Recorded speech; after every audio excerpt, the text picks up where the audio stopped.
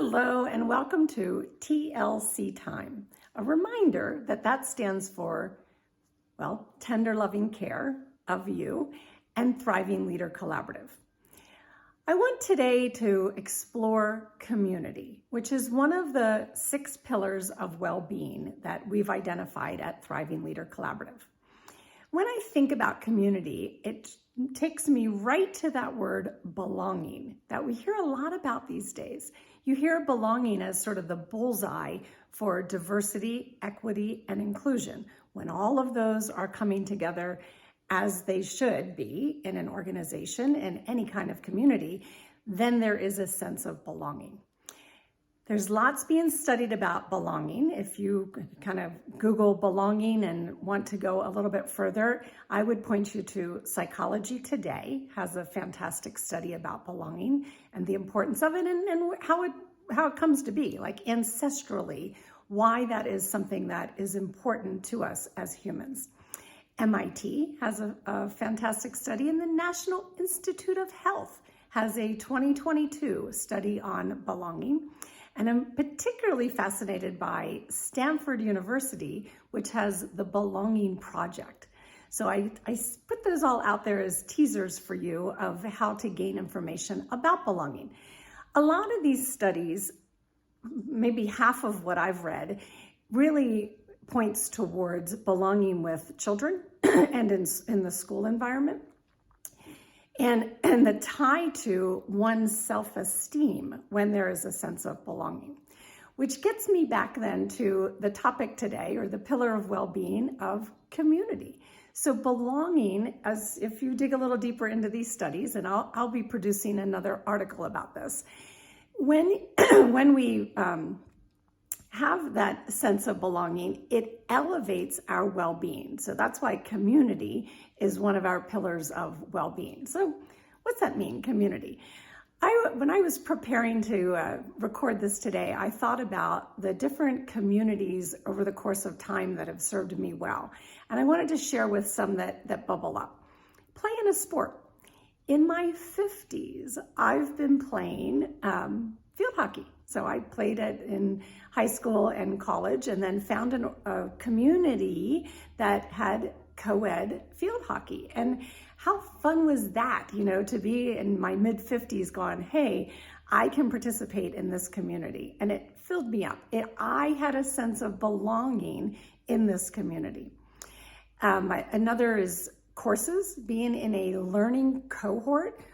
These days, that might be virtual, but still the sense that you're participating with others that have a like interest, like goals that you're digging into some sort of form of education towards.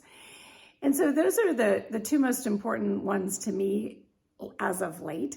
And I would also say that, certainly church, having a community of for your spirituality is important, and important to some, not important to everybody, and finding ways that you have that connection to others. Well, when we talk about a sense of belonging, we also oftentimes go right back to the work environment. And I wonder, is there a sense of community at work? And maybe even in smaller groups at work where you have that sense of the key components of what it means to be in community with others.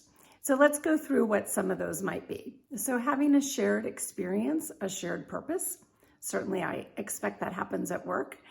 Being heard. When you feel that you belong and you're part of a community, you feel that you're being heard, that your opinions, that your interests are of values to others.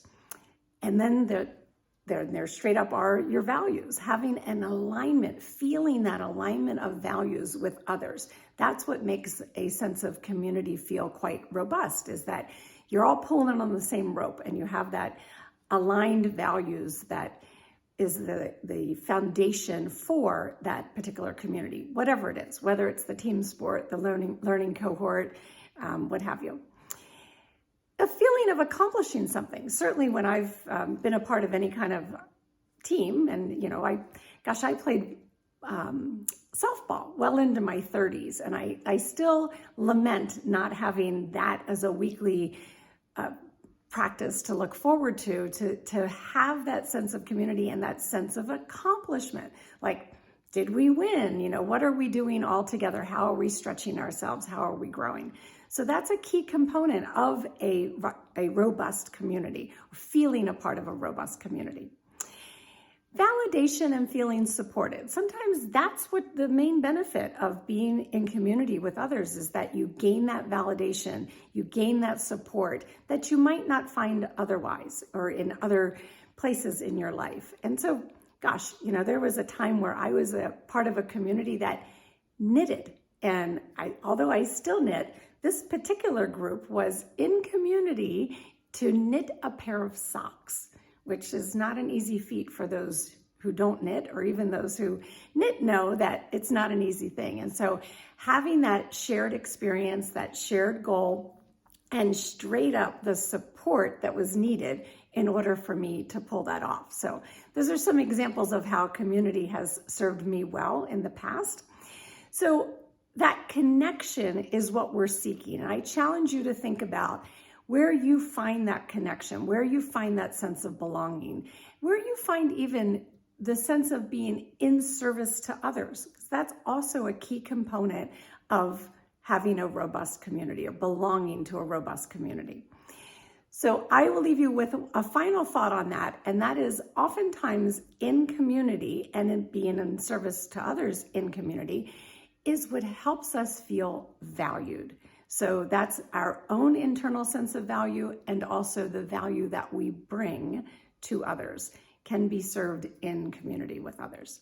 So I challenge you to ask yourself 2 questions. How am I showing up in service to others in community? And what communities do I participate in or do I belong in that fills my sense of well-being?